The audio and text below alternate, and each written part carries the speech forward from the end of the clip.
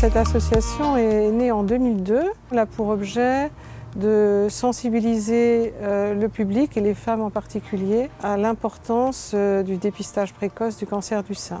Je travaillais au Conseil général et le président de l'époque a souhaité mettre en place la structure de dépistage. C'est comme ça que j'ai sollicité Evelyne Garlachelli. La première présidente, Francine Romanet, avait accepté d'assumer ce challenge et nous avons eu comme porte-drapeau une œuvre de Gérard Maître, qui était une très belle aquarelle que nous avons toujours. Main dans la main, on n'était pas que nous deux. Il y avait aussi les caisses d'assurance maladie, les radiologues et le Conseil de l'ordre des médecins. Il y a 15 ans, le mot cancer est un mot tabou, il faisait très peur et il fait encore peur parfois. Mais maintenant, on sait que le cancer du sein peut être guéri. Le cancer du sein, il a comme particularité qu'il peut se guérir assez facilement, parfois très simplement. Actuellement, nos patientes qui ont des cancers débutants, c'est chirurgie ambulatoire. Elles rentrent le matin, elles partent le soir. Nous participons au réseau de dépistage organisé qui s'appelle maintenant Dépistage des cancers en général. Et donc nous sommes là pour porter ce message. Nous sommes des femmes qui sont convaincues de l'importance de ce dépistage. Ce qui est important, c'est le dépistage. Et c'est d'y aller. Et je me suis dit, avant d'y aller, qu'est-ce qu'il faut se dire ? Il faut se dire oui. Oui, voilà. Et tout simplement, je me suis dit, je dis oui au dépistage.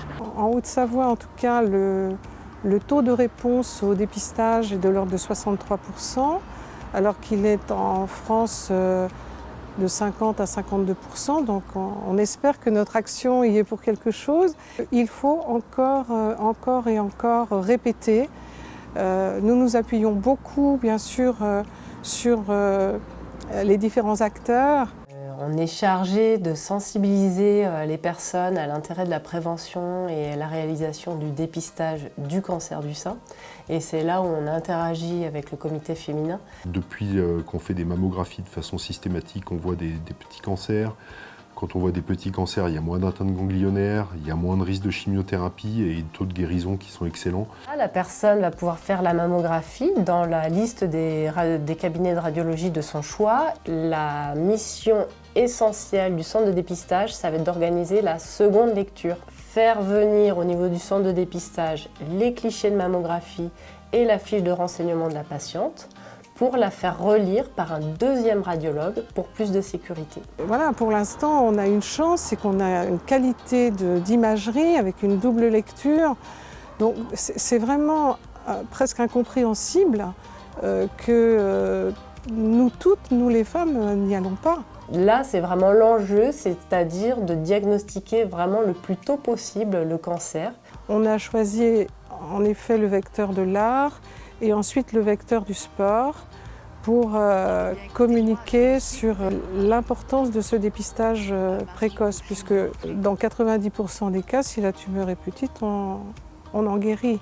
Prendre un vélo, prendre un canoë, c'est une manière aussi de s'exprimer, une manière de se battre et de donner des armes qui sont parfois différentes. La pratique d'activités sportives régulières et adaptées avec quelques règles précises qu'on trouve bien sur les sites internet maintenant, à la fois augmente les chances de guérison du cancer et diminue les risques de récidive. Donc il faut dire à toutes nos patientes, faites du sport. Nous sommes allés aussi très rapidement sur la photo. C'était une manière de communiquer par l'art-thérapie. On en parle aujourd'hui, à l'époque c'était un petit peu balbutiant. Concours photo, donc le thème c'est singulier. Tous les gens qui font partie du jury sont des gens d'horizons différents. Parce que juger une photo, c'est comme juger plein de choses dans la vie, c'est très subjectif. Cet éventail d'actions qui fait, je crois, que notre message passe maintenant et qu'il est crédible. Au mois d'octobre, cette couleur que nous voyons un peu partout, dans les lieux publics, lors des courses, lors des marches, ça nous rassemble.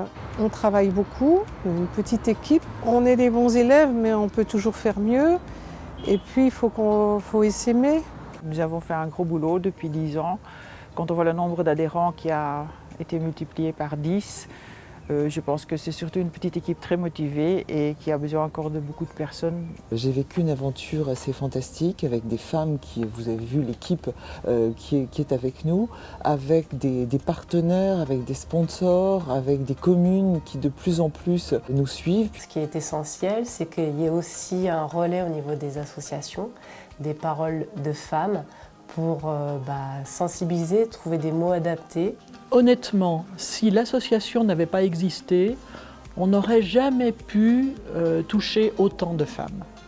C'est vraiment l'association qui a œuvré pour développer le dépistage. C'était vraiment la communication, le développement du dépistage, c'était vraiment sa mission. Mon plus bel espoir pour le comité, c'est qu'on n'en ait plus besoin finalement. C'est que les femmes répondent. Non seulement il faut dire oui, mais il faut dire aux autres, vas-y. Toutes les choses pas graves du quotidien qui peuvent empoisonner, on les balaye. Et puis on va s'axer uniquement sur les choses importantes. Et ça, c'est ce que j'appelle le virage positif du cancer. Et effectivement, on le voit beaucoup dans le cancer du sein. Il faut rester en vie, il faut rester en bonne santé, il faut se surveiller, prendre soin de ses seins, comme j'avais dit une fois. On se bat avec une nouvelle soi, en fait. Et je crois que maintenant, je vais beaucoup mieux qu'avant. Moralement, je parle. On est vivante, on vit, on profite. On est là et on profite de la vie.